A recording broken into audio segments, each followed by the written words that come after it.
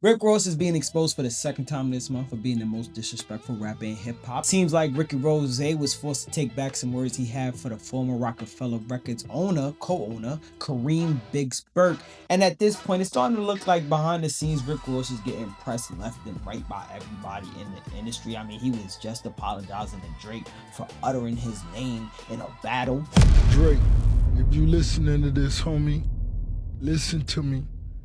My nigga, shine. I don't want to see you lose. No real nigga want to see you lose. And now he's being pressed by a couple of niggas from Brooklyn. And it got him looking crazy online. Perfect time to feed yourself the knowledge. The knowledge. What's that? Rory and Maul, get off your knees. Get the testicles out of your mouth now. I don't know which one, the white one or the black one. Y'all both the same. Rory Maul, the Glazers. Now, originally, this all started with the new edition of the Rory and Maul podcast, Zip with No Drip. He started criticizing Rick Ross after Ross kept taking shots at Rory and Maul online. I was like, oh, you saw other shit. Show Ross. I was like, nah, it's fine, bro. Show Ross. I said, it's fine, I don't it's know fine, if bro. you know this or not, but I'm passionate with these niggas, right? So if you ever say some shit like that again about some dick shit, and I'm saying we're gonna talk about how many you saw as a correction officer, because that's your job to look at dicks and nuts and ass and all of that. You did that. We're not gonna be talking about dick suckers when you done saw than the average man in this world. Like, it's not too many men on the planet Earth that saw more you as a correction officer. Let's get that out the way. You had the strip search niggas. You looked at the balls. You made a nigga separate from the balls. You made a nigga turn around and spread hole open. You did that as a correction officer. You signed up for that. So we're not gonna be talking about no imaginary suckers when you really did shit like that. Zip basically came into the conversation defending the podcast and clowning Ross for acting emotional over criticism. But what made people pay attention is who Zip actually is. You had the strip search niggas. You looked at the balls. You made a nigga separate from the balls. You made a nigga turn around and spread hole open. You did that as a correction officer. You signed up for that. So we're not gonna be talking about no imaginary suckers when you really did shit like that. Like, you saw more the average porn star in 1 year. 1 year working, you saw more than the average porn star. Now, Zip is not some polished industry media personality. This nigga is from New York City. Bro is an ex-con from the hood, my hood specifically, and he's finally getting his real media opportunity. This nigga has been waiting for this his whole life. You think that you could take this shit away from him? While Ross was making millions of dollars rapping off a name that wasn't even his, this nigga was living the average life of every hood nigga in America. The gangster to prison pipeline back on their mom's crib or in a shelter is real. Zip falls under the category of the one going back to his mother's crib. I mean, cat on the couch and everything. So he's trying to use this podcast platform to change his circumstances. They just got picked up by Netflix, and he's not trying to rule this by any means necessary. So when Ross started publicly talking down on a podcast and everybody attached to it, people started looking at Ross like, yo, you're not just arguing with podcasters anymore. This is potentially threatening somebody's real opportunity and income here. Bro, you stepping on my chicken, my nigga. Had to watch a nigga pee in that cup? Huh? You ever had the nigga watch a nigga soft put his wee-wee in the cup and pee and make sure he don't put nothing in it? Huh? You ever had to do that, Rick Ross? Huh? Don't make my mans no imaginary eaters when you maybe in your job had to watch a nigga put a flaccid wee-wee in a cup and pee in it. Watch your fucking mouth, nigga. Respect my niggas. My niggas is like don't do no shit like that no more. Yo, after you said he had to do cavity checks, I look at the title Port of Miami way different. Right, you had to do cavity. Holy shit. Now that clip was obviously going viral, and that clip must have really gotten under Ross's skin. He randomly started going at Maul's big brother, Biggs. Now, Rick Ross clowned him, called him broke, mocked him for going to prison, and all of this was done just to disrespect Maul and Drake and everybody, basically saying, if I'm gonna diss you, I'm gonna diss your family too, type of thing. You know what I'm saying? Rory and Mally. I see why Joe Buttons fired you losers. You niggas wanted equity. How dare you minions? Everybody log into Joe Buttons. Now Rory and Mally, and let Biggs Burt know the boss waiting for him to come kiss the ring. But it's confusing because it's like Zip is the one who violated you. So why all this energy for more? Matter of fact, why all this energy for Biggs, bro? Like I said, Rory and Mally, the Glazers Universities, the dick suckers. I heard Biggs Burt Brothers, your big brother, he been a dick sucker and a broke dick sucker at that. All your corrections officers shit $500 million too late, family. All you boys dick suckers. The white ones, the black ones, the mixed ones, the Biggs, the Burks, the Biggs, the dick suckers. this is Rick Ross we talking about, a dude whose entire career was built off of this.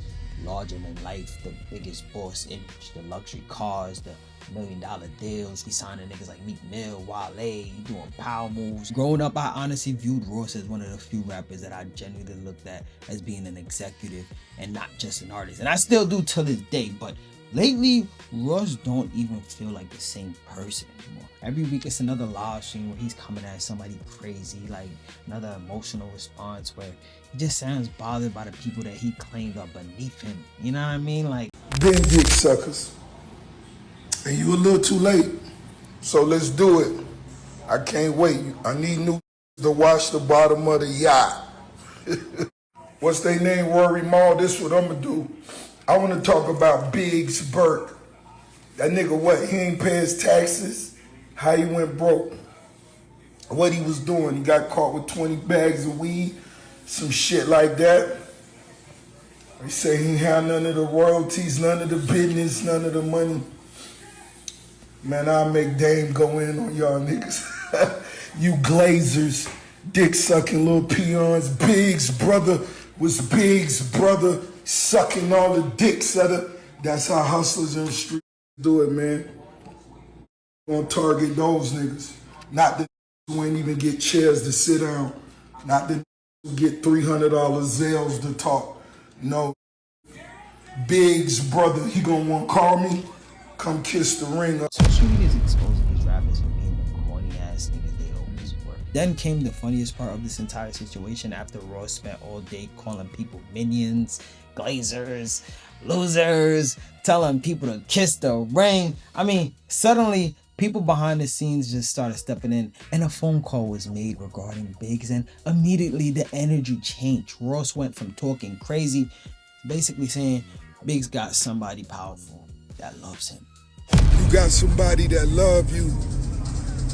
You got somebody that really love you. I'm gonna leave it at that. Now, oh, and I love that person too. So, but you other dick sucking minions, you other glazers, don't nobody love y'all. They don't love y'all. The streets don't love y'all. Yo, Jay made that call like, yo, what is you doing, brother? My guy, yo, you supposed to be a boss, yo, turn the phone off, guy. Like, what is you doing, bro? Ross, what's going on with you, my nigga? I'm assuming Ross was embarrassed from the backlash he was getting for backpedaling on dissing Biggs, so he took it a step further, to a level of no return. He dissed Moles and Biggs' deceased mother, choosing to double down on nonsense. But this is a great opportunity, Mally. So Mally, a friend of mine, asked for me to spare your brother, but I don't have to spare your mother. Yeah, your mother, Mally. So your mother, I want her behind the bar 7 Luke Bel Air and changing the channel. I don't want the remote. I want your mother, Mally, doing that. The white boy could be on the grill. The dude that sit on the floor, he could just get the algae and seaweed out of the ocean. I want him to get all the seaweed from over there to over there. And I want your mom, tell your mama, yeah, your mama, to come cut on forensic files right now. Right now, Mally. Now, this is absolutely diabolical behavior, despicable, deplorable crash out. Like, this cannot be justified, and it really shows the side of Rick Ross's character that explains how he got so rich. Like, this nigga did some dirty shit to get that money. There's a pattern of exploitative and predatory nature in his behavior. Hey, Mally, I'm using your mama for marketing and promotions. Allhiphop.com, they posting. Too Cool to Blog, they posting. Joe Budden, what he do? These the Joe Budden Jr. Varsity, or so you are Glazers. You're Glazers. You're Glazers. I'm using your mama for marketing and promotions. My car show is June 13th. Your mama's a Glazer. Put a smile on that. This either gotta be the drugs or the money getting to your head, cause how can someone feel like they could get away with this type of behavior? Disrespecting people's mama? She don't got nothing to do with this. Not to mention she passed away. Now, I don't even know how Rick Ross is gonna get out of this. There's no amount of apologies to get this man out the situation. Those are fighting words. Their mother has passed away. You cannot get her back. And a rapper's over here asking where she worked. That's crazy. That's crazy behavior. Rick Ross need to pick a lane, nigga. You either a rapper or you a gangster. Stop sniffing pink cocaine and be the industry nigga that you was bred to be. I understand niggas always want to prove how tough they are, but this is taking it to another level of disrespect. Rick, you disappointed me, Rick.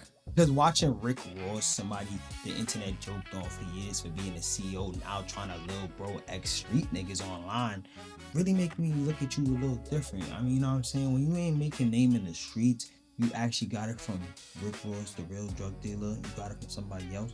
It makes the boss persona feels a little shaky. You know what I'm saying? Like he's trying a little bit too hard to prove dominance instead of just naturally having it. You know, it's not coming across as real to me. Now instead of Ross looking untouchable, Rick Ross just looks emotional. But I do have one question. Is Ricky Ross still the biggest boss in hip hop?